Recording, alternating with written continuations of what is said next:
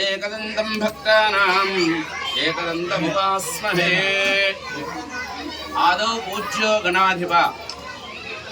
మొట్టమొదటిగా పూజలు అందుకునేటువంటి వ్యక్తి వినాయకుడు. ఆ వినాయకుడి పూజా కార్యక్రమం చేసిన తర్వాతనే ఏ పూజ చేసినా కూడా దానికి సంపూర్ణమైనటువంటి ఫలితం వస్తుంది. అది బ్రహ్మాది దేవతలందరూ కూడా గణపతికి ఇచ్చినటువంటి వరం. అటువంటి గణపతి యొక్క నవరాత్రి ఉత్సవాల్లో ఆయనకు ఇష్టం ఏంటయా అంటే అటుకులు బెల్లముతో కూడినటువంటి మధుర పదార్థములు, అంటే తీపి పదార్థములు ఆయనకు చాలా ఇష్టం అన్నట్టు గణపతికి. అటువంటి మధుర పదార్థములు 108 రకములైనటువంటి మధుర పదార్థములతో ఆ గణపతికి నివేదన చేసినట్టయితే మనకు 100 సంవత్సరాల పాటు సంపూర్ణమైనటువంటి ఆరోగ్యంతో పాటు చక్కనైనటువంటి వృద్ధి, కుటుంబ వృద్ధి ఉంటుంది. ఆచంద్రార్కము, సూర్యుడు చంద్రుడు ఉన్నంత కాలం కూడా మన వంశము నిత్యము అభివృద్ధి చెందుతూనే ఉంటుంది.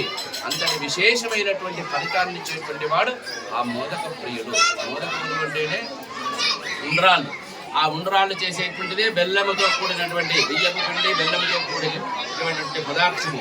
అటువంటి తీపి మధుర పదార్థములు మనం అందరం కూడా చాలా కష్టపడి 108 రకములైనటువంటి ప్రసాదములతో ఆ విఘ్నేశ్వరుడికి నివేదన చేశాం. తప్పకుండా గణపతి యొక్క అనుగ్రహము మీ అందరికీ కలుగుతుంది. తద్వారా మీ కుటుంబము వృద్ధి చెంది సంపూర్ణమైనటువంటి ఆరోగ్యం కలుగుతాయి. ఇందులో సందేహం లేదు. ఈ బ్రహ్మాండ పురాణంలోనే గణేశ పురాణంలో చెప్పబడింది.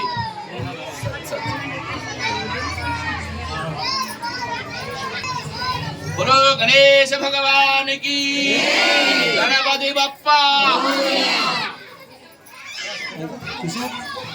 కిషోర్